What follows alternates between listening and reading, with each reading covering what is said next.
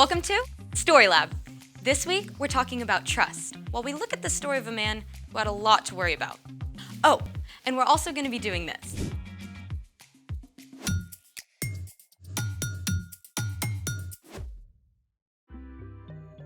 Hey, I'm Skylar, and this is Sebastian. And we're talking about trust, which is putting your confidence in someone you can depend on. Sebastian has an experiment planned for us today that I'm trusting will be incredible. Yeah, about that.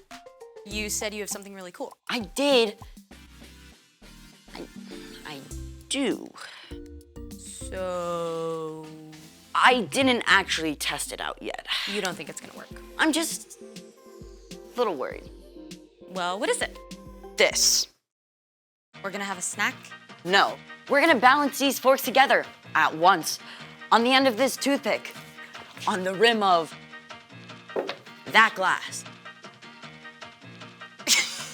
Seriously? See, I knew it. No. We should try it. You'll think it'll work? I don't know, but just because you're worried doesn't mean we shouldn't try. Well then, let's make it. Step 1, interlock the tines of the fork. All right, what if we, did it. That wasn't so bad. Step 2, stick the toothpick through the middle of the fork. And yes. So far, so good. Step 3, balance the forks on the rim of the glass. And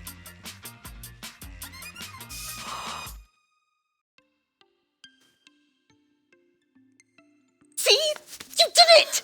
Super cool. You didn't have anything to worry about. that's not what I was worried about. What are you worried about? Step 4, Step 4. do not try step 4 without a grown-up. You'll do. Thanks. Step 4, we light the end of the toothpick on fire. Hold on, what's supposed to happen now? We light the toothpick on fire, it burns down to the rim, the fork stays balanced. That's not possible. There would only be a tiny piece of toothpick still on the glass. See, now you're worried. Maybe a tiny bit. Are we doing this? You are doing this. Countdown, please. 3, 2, 1. Fire in the hole.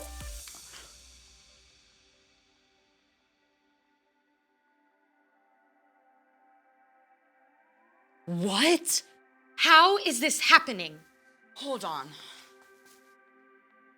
So turns out the center of gravity where both forks balance is actually below the pivot point where the toothpick balances on the cup, which is why it stayed up balanced when the toothpicks were burned up. Incredible. I was right to trust you. Never had a doubt. Uh-huh.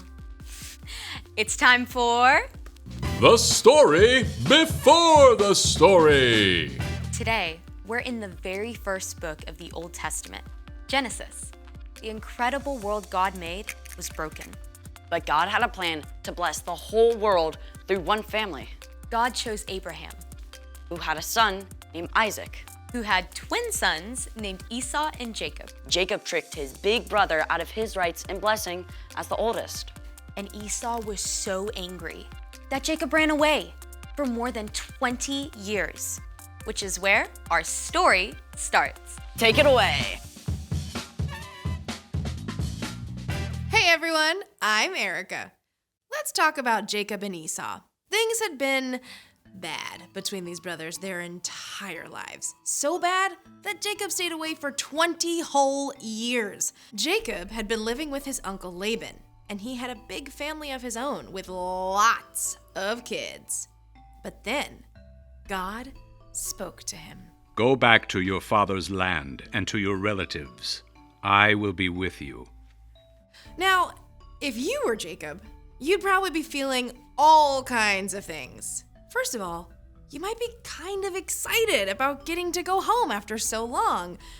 But at the same time, when you last saw your brother Esau, he was so angry, he wanted to kill you.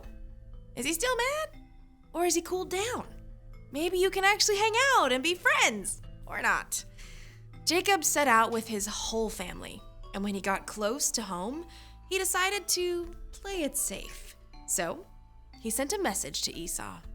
I don't want my brother to think I'm coming home to beg for help or anything, so tell him I've been staying with Laban and become wealthy. Now I hope I can please you.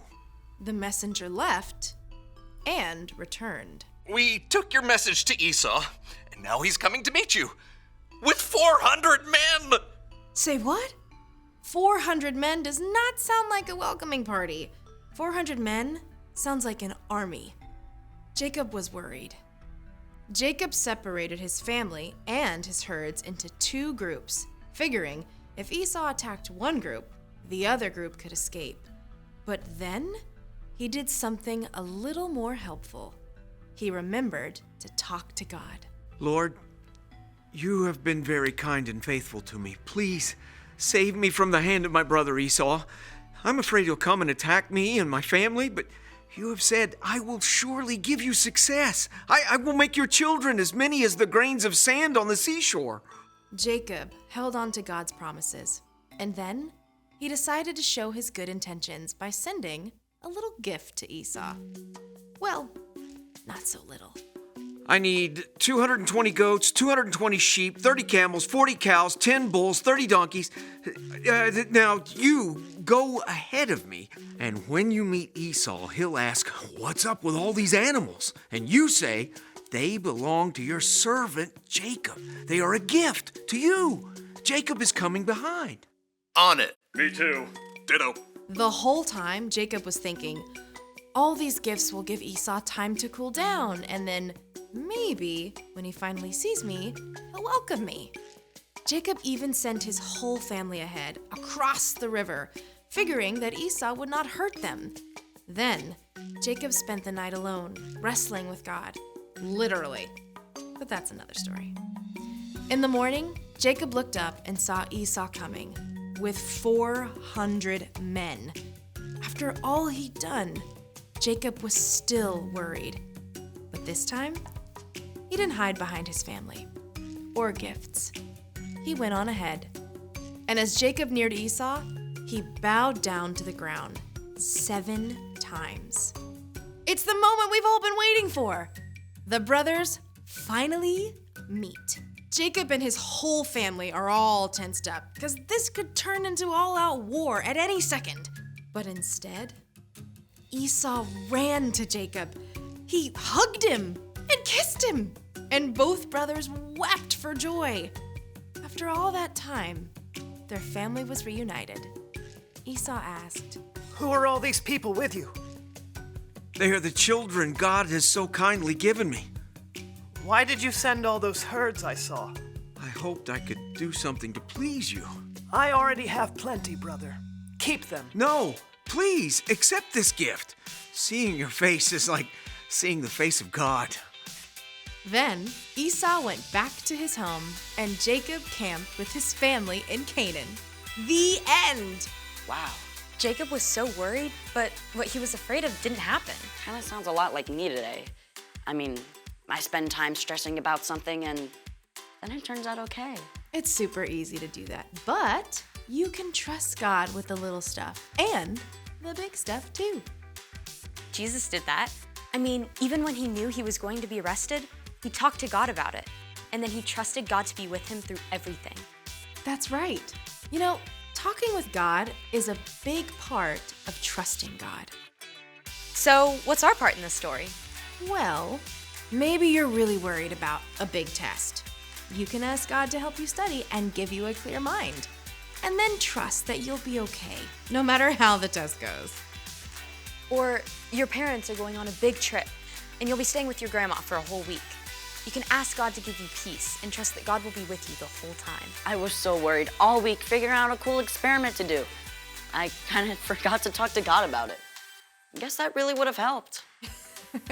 For sure. I'll see you next time. Here's the thing.